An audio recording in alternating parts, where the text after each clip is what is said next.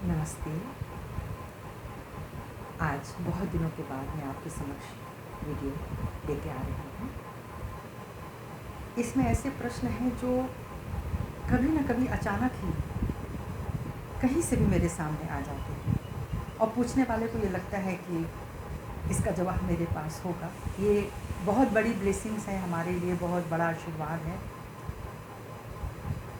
एक बहन ने पूछा कि क्यों हमें ही इतना कष्ट मिलता है जब हमने किसी के साथ कोई धोखा नहीं किया, हम किसी का ना कोई सामान ना कोई जायदाद मारते हैं, लेकिन जो हमारे पास है वो भी हम अगर सदुपयोग करते हैं तो लोगों की नज़र में आ जाते हैं। वो इधर से उधर कुर्नियाँ मारेंगे, आंखें दिखाएंगे दूसरे को कि देखो वो कितने अच्छे से रह रहा है, सीमित साधनों में भी। और ऐसे ही लोगों के साथ परीक्षाएं होती हैं। क्यों होती हैं? क्यों हमें कोई चीज़ भी नहीं मिलती लेकिन लोग उस पर हमारी चीज़ों पे अपना अधिकार जमा के रखना चाहते हैं। बहुत सारे बिहेवियरल प्रश्न हैं, व्यवहारिक प्रश्न हैं। और जब कोई ये समझाता है कि आप किसी भी समस्या के समाधान के लिए कोई लिंक प्रस्तुत कर दीजिए तो तत्काल वो संभव नहीं होता है। तो जो आपके पास है वही आप लोगों को दे सकते हैं। हमेशा किसी का दिया हुआ ही देना ज़रूरी हो ऐसा तो नहीं हो सकता है। तो मैंने उनको यही समझाया कि आप कष्ट की बात अगर कर रहे हो तो कष्ट किसको नहीं मिला। सबसे बड़ी बात, आपके भगवान श्री राम, माँ सीता को कष्ट मिला ना, और उन्होंने कौन सा ऐसा पाप किया होगा जिसकी परिभाषा भी बाकी है लोगों को बताने के लिए।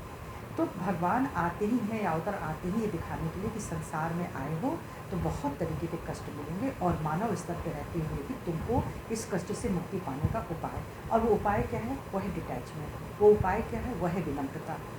तो जब किसी के अंदर जितनी ही विनम्रता आती जाएगी उसकी परीक्षा उतनी ही कड़ी होती जाएगी। ये तो हम सब समझ रहे हैं और जान रहे हैं।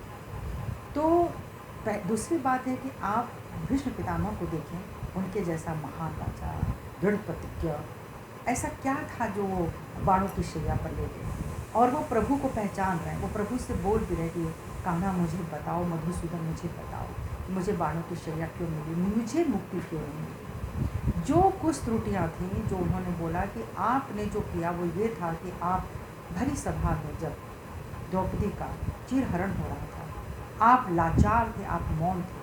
हाँ, आप जैसा शक्तिशाली राजा, सत्यवादी राजा को चुप नहीं हो बैठना चाहिए था, पर आपने अपनी वो रिश्तेदारी निभा दी जो गलत लोगों के साथ थी। तो कभी कभी हम लोग अनजाने में भी त्रुटियाँ कर लेते हैं, वो गलत हो जाता है और इस तरह से हमारा प्रारब्ध बिगड़ जाता है।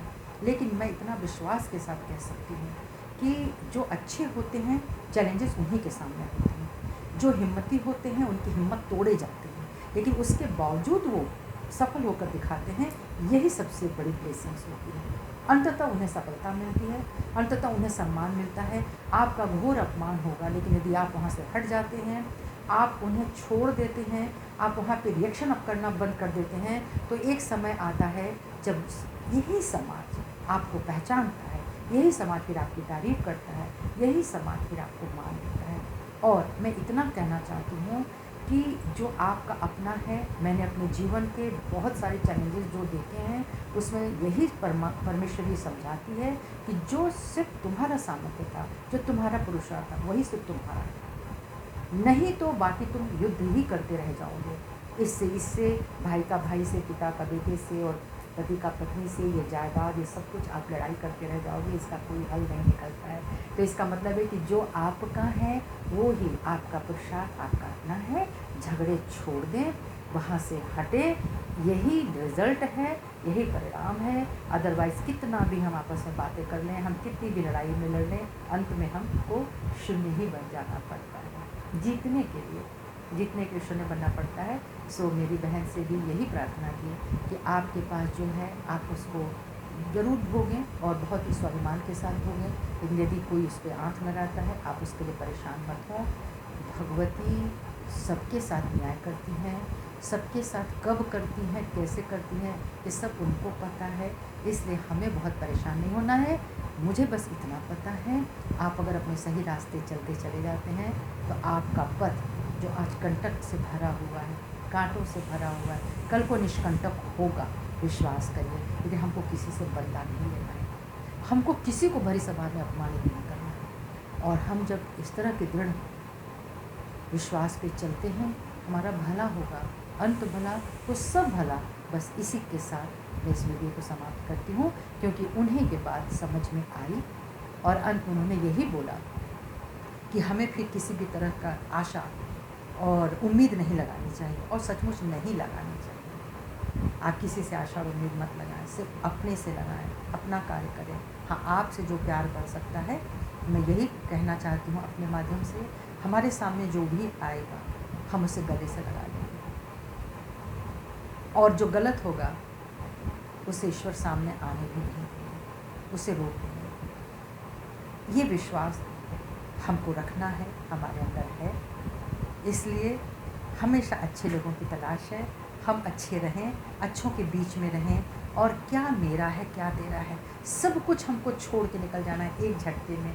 इसीलिए बहुत ज़्यादा दुख आंसू हम ना गिराएं, ना परेशान हों, एक दूसरे के लिए जो अच्छे लोग हैं उनके बीच हम बैठें, उनका ही मान करें।